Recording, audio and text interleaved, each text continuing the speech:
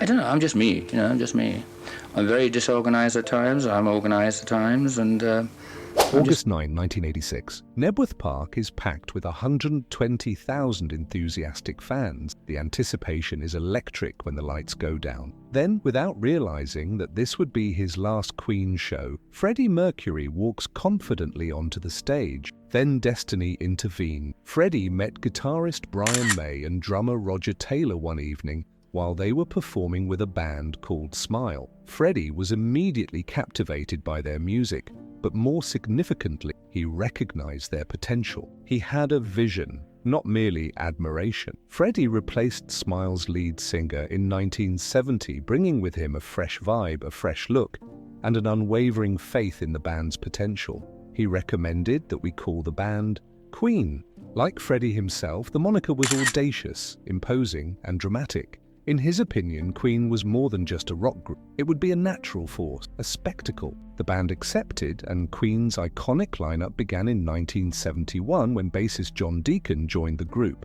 But it took time to achieve success. Queen, 1973, and Queen 2, 1974, their debut albums, were not well received. Critics couldn't decide how to interpret them. Did they play progressive rock, heavy metal, glam rock? Queen resisted being placed in a box.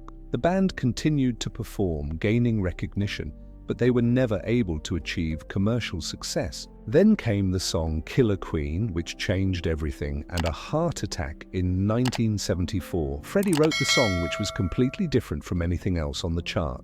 It achieved number 2 in the UK and broke into the US charts thanks to its sophisticated piano melody, rich harmonies, and incisive lyrics. At last, Queen had come. Years had been spent by Freddie Mercury developing his persona, perfecting his skill, and going against the grain. He wasn't your average rock star. He had the makings of a star. Queen will soon be the most famous band in the world, but the true explosion was still to come. Queen had started to rise by the middle of the 1970s, but they had more in mind than merely making singles. They sought to redefine rock in general, and they succeeded in doing so in 1975. Bohemian Rhapsody defied expectations and altered the path of music history with its 6 minutes of genre-bending genius, operatic harmonies, and one of the most ambitious music films ever made. There had never been a song like this one, a calm, heartfelt piano ballad that abruptly changed into a hard rock conclusion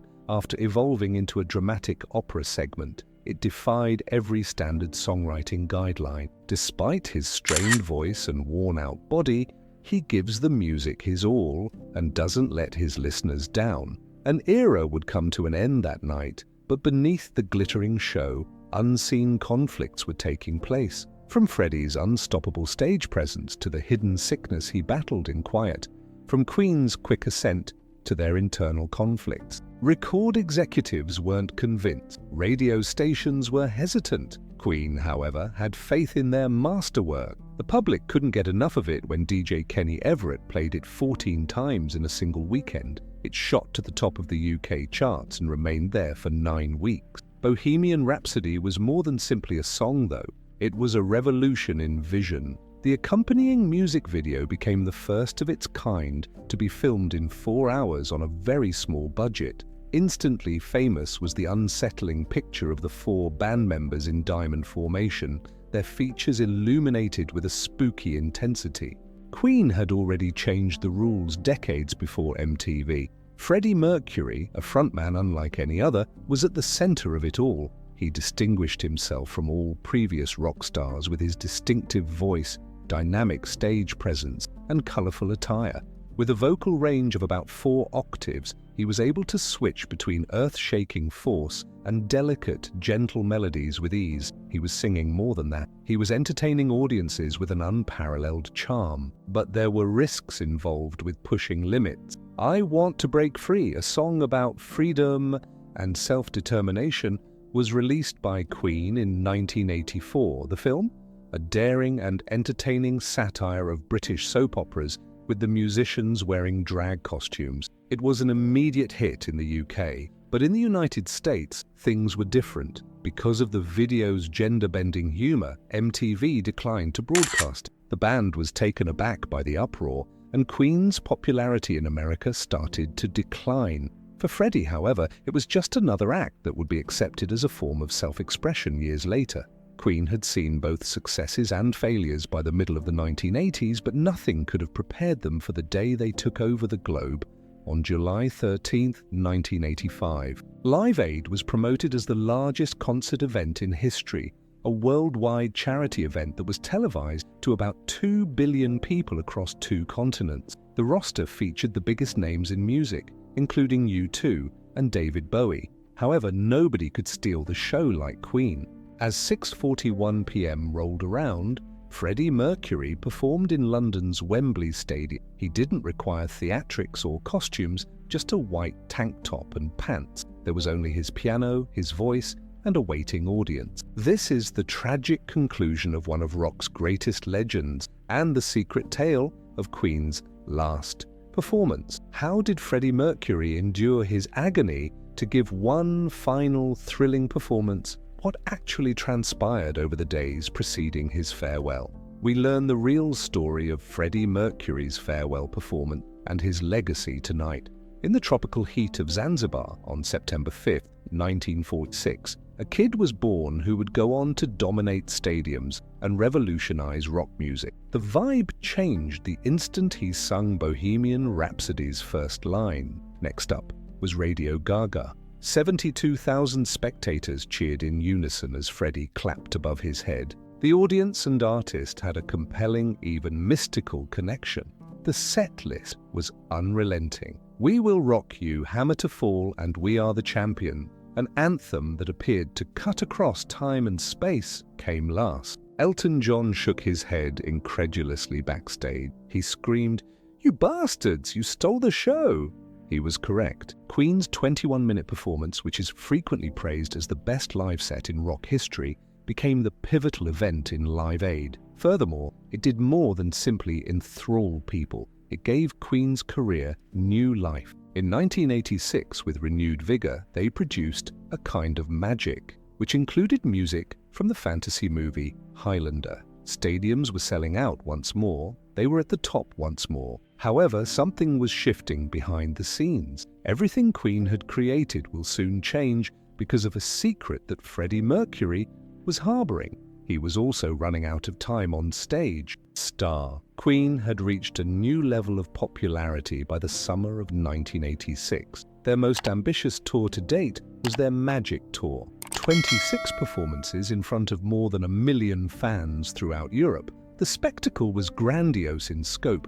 The 160-foot wide stage at Nebworth Park was surrounded by 2 enormous video displays, more than 1,000 dazzling lights, and tall speakers. The sheer volume of production required a separate generator to power it. But there was a difference beyond the magnificence. It wasn't Freddie Mercury's greatest. Doctors had told him his voice was under tremendous strain and his throat was irritated. Freddie, however, would not cancel. He had never disappointed his supporters before, and he had no intention of doing so now. Freddie Mercury, whose real name was Farrokh Bulsara, was raised in a milieu full of diverse cultural influence. His love of music was cultivated during his formative years in India. He was sent to St. Peter's boarding school in Mumbai when he was just 8 years old, a place that would have a surprising impact on his future. Nebworth Park was crowded with 120,000 people on August 9, 1986. There were many more stuck outside, unable to enter. The expectation in the air was electric. The stage lights came on at exactly 6:41 p.m. The audience burst out. Then Freddie Mercury appeared wearing his trademark yellow military jacket and white tank top. Taking hold of the microphone stand, he launched into one vision with a powerful presence. The first notes made it obvious. Freddie was having trouble. The tension caused his once effortless voice to crack. He didn't display any signs of suffering, though. Rather, he faced the audience and engaged them in a way that had never been done before. The notes he was unable to reach were filled in by the audience as they sang along. Who wants to live forever? Was the next question. The tone changed as the orchestral introduction grew. The evocative, poetic lines almost felt prophetic. Freddie's voice faltered, but it was honest and unvarnished. It was more than a performance at that time.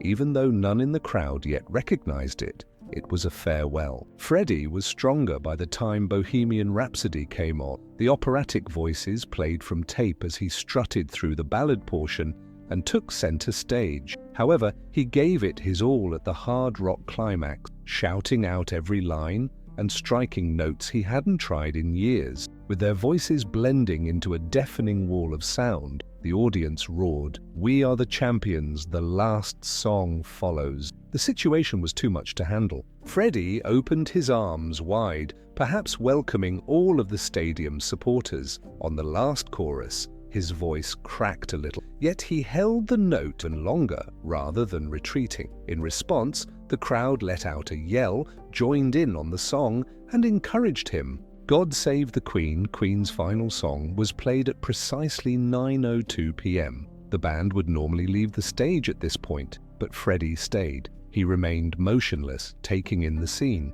At this point, he started referring to himself as Freddie, and his professors saw he had a unique musical gift that they couldn't ignore. He was shown a piano, and it was immediately apparent that music would be his destiny after he touched the keys. Together with some of his school pals, Freddie founded his first band, The Hectics, when he was 12 years old. He took a slow stride forward, put his hands on his hips, and looked out over the sea of admirers. He then bowed deeply and muttered, "Thank you, lovely people," in a final dramatic gesture. Sweet dreams and good night. It was the final live performance by Freddie Mercury. Emotions ran hot backstage. Normally the quiet one, John Deacon lost his temper. He had flung his bass across the dressing room in rage just 18 minutes before the gig, almost missing Roger Taylor's tech. He had never been. He said to Brian May, "I can't do this any longer."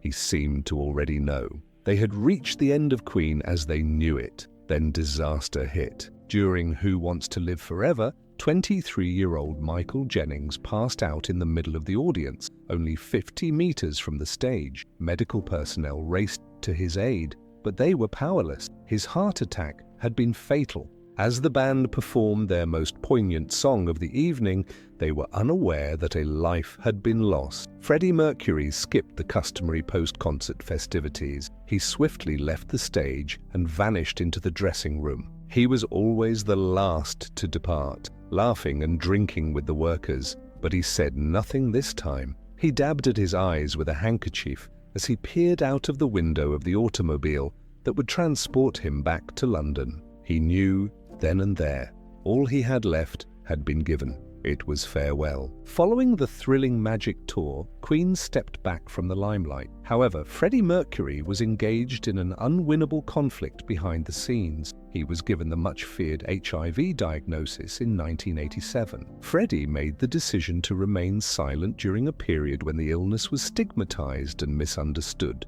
Only his closest friends knew, and he carried on as though nothing had happened. Freddie refused to let his sickness to define him, even as his symptoms worsened. They combined Western sounds with the Indian tunes that surrounded them as they performed versions of rock and roll icons like Cliff Richard and Little Richard. However, rock wasn't the only source of Freddie's influence. The soaring vocals of Bollywood singers, especially Lata Mangeshkar, enthralled him. Her emotional depth and vocal range had a profound impact on his own performance approach. He dedicated his life to music, working diligently with Queen on recordings. His health had clearly deteriorated by 1990 when the band was working on what would become Innuendo. Even if his body was weaker, his voice was still strong. The concert must continue, but one song in particular stood out as evidence of his tenacity. The song's lyrics were eerie and almost foreboding. Later on, Brian May acknowledged that he doubted Freddie could actually record it. Ever the performer, however, Freddie took a shot of vodka, turned to face Brian and said, "I'll do it, darling." And he did. He gave one of his strongest performances to date in a single take. Even though he was rapidly failing by May 1991, he continued to record. He worked on A Winter's Tale during his last session at Montreux Studio. Even though he was hardly able to stand, the same emotion was in his voice. He would persevere, determined to leave as much music as possible behind as his bandmates subsequently recalled. In February 1990, he made his final public appearance at the Brit Award. Brian May represented Queen when they accepted their British Music Award for Outstanding Contribution. Freddie stood silently next to him, clearly weak. He just responded, "Thank you, good night," when the microphone was handed to him. He would never again address the public with these comments. The months went by and Freddie's world shrank. By the middle of 1991, he hardly ever left his Kensington residence, Garden Lodge. While friends came and went, he mostly hung around with Jim Hutton, Mary Austin, and his cherished kitties. Then he made up his mind on November 22, 1991. Except for painkillers, he would quit taking all medication. He knew it was almost over. He confirmed what the world had long assumed in a statement he released the next day. "I would like to verify that I have AIDS and have tested positive for HIV. I believed it was appropriate to keep this information confidential in order to preserve the privacy of people close to me. But now is the moment for my followers and friends to know the truth. In the battle against this horrible illness, I hope that everyone will stand with me, my physicians, and everyone else around the world." 24 hours later, on the evening of November 24, 1991, 45-year-old Freddie Mercury died quietly. Later on, this distinctive fusion of styles would distinguish Queen from all other rock bands. However, a permanent transformation was about to occur in Zanzibari life. As the Zanzibar Revolution broke out in 1964, public violence increased. The official cause was AIDS-related bronchial pneumonia. The entire globe was stunned. In remembrance, fans gathered outside his house and lit candles and placed flowers. Numerous performers, including David Bowie and Elton John, paid their tributes. From all across the world, tributes came in. Freddie, however, had one final surprise. The last songs he recorded were included on Queen's 1995 album, Made in Heaven. His energy, spirit, and voice endured. And one thing was made evident as the show's Must Go On aired. Freddie Mercury never truly disappeared. His legacy, magic, and music would endure forever. Celebrity Freddie Mercury was renowned for his exaggerated persona. However, beneath the extravagant parties and impressive stage presence lay a very private man with a complicated emotional world that few people ever fully comprehended. Mary Austin, whom Freddie once referred to as the love of his life, was at the center of that universe. They connected right away when they first met in 1969, before Queen had become well known. Mary was Freddie's rock for years after they moved in together and became engaged. However, Freddie struggled with his identity over time. He sat down with Mary in 1976 and told her the truth. "I believe that I am bisexual." "No, Freddie," she said gently. "I believe you're gay." It was a moment that altered their friendship, but not their relationship. Freddie and Mary never got married, but their love remained unwavering. He named her his common-law wife, purchased her a house next to his own, and bequeathed her the majority of his fortune in his last will and testament. Freddie fell in love once more in his senior years with Jim Hutton, an Irish hairdresser he met in 1985. Jim didn't care about fame or money like many of the others in Freddie's group did. He adored Freddie just the way he was. They were inseparable for 6 years. Jim supported him during his illness and took care of him in his last days. Jim talked about their calm, loving times together after Freddie passed away, including the way Freddie would caress his hair at night and the simple pleasures of watching TV with him. Although it was a little out of the spotlight, Freddie's love story was quite important. Families like the Bulsaras were put in peril, and thousands of people died. Freddie and his family were forced to leave everything behind and fled to England. Although the change was difficult, Freddie saw it as an opportunity to start over. The media constantly speculated about Freddie's sexual orientation, despite his accomplishment. Tabloids circulated rumors and interviewers probed, but Freddie refused to let them define him. He would use humor to sidestep questions about his personal life or return the focus to his music. He didn't let labels or social expectations confine him.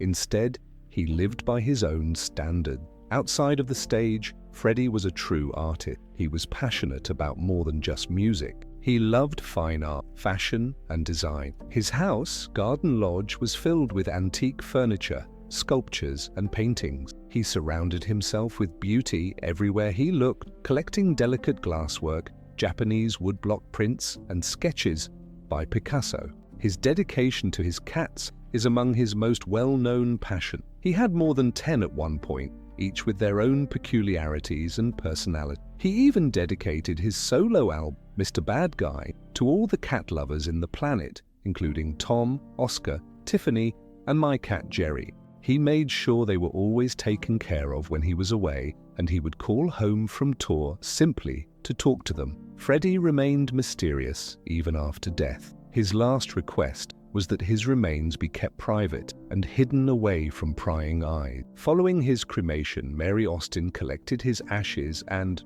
per his request, never disclosed where they would ultimately lie. The exact location of Freddie Mercury's remains is still unknown. It doesn't matter in the end, because there was never a place where Freddie Mercury belonged. He was a part of the world. His essence, his art, and his music are omnipresent and indelibly marked throughout history. Freddie Mercury passed away on November 24, 1991, but his influence endured. True legends never die, as evidenced by the fact that his music continues to resonate across generations, decades after his death. Queen's legacy grew despite the passing of time and fashion.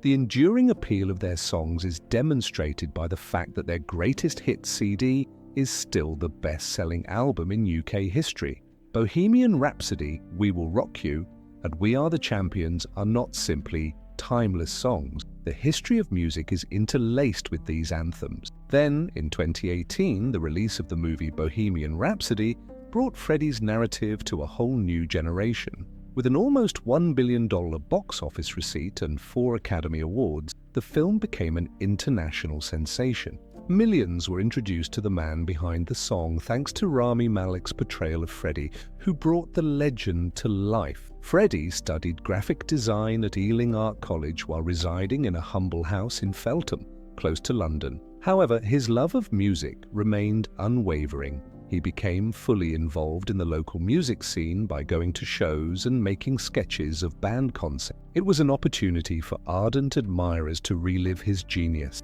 It was a wake-up call and an invitation to the Queen realm for newcomers. However, Freddie Mercury's impact goes beyond just music. He continues to be a representation of unreserved self-expression and an LGBTQ+ icon. Freddie lived bravely, accepting his identity without justification or compromise during a period when it was perilous to be publicly gay. His presence on stage and in the public eye broke down barriers, allowing succeeding generations of artists to be authentic, even if he never gave himself a label. Freddie's legend just gets stronger with time. His image is still as powerful as ever. His voice fills stadiums long after he has left, and his music has been streamed billions of times. The happiness Freddie Mercury left behind, however, is arguably his most enduring legacy. There was more to his performances than just concert. They were ephemeral bursts of emotion and intensity